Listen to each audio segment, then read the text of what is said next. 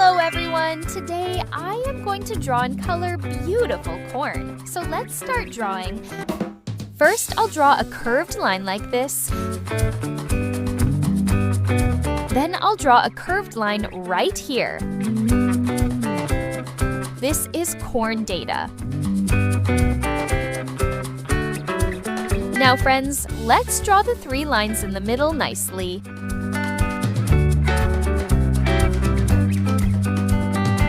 Now I'll pull the wire little by little, and then I'll pull the wire little by little.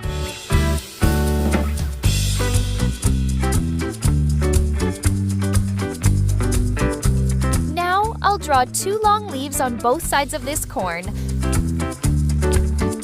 Friends, you keep watching.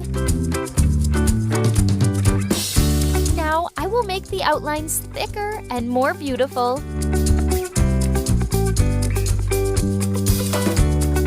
Now I will color the corn. I will use green color. I will turn 2 leaves green.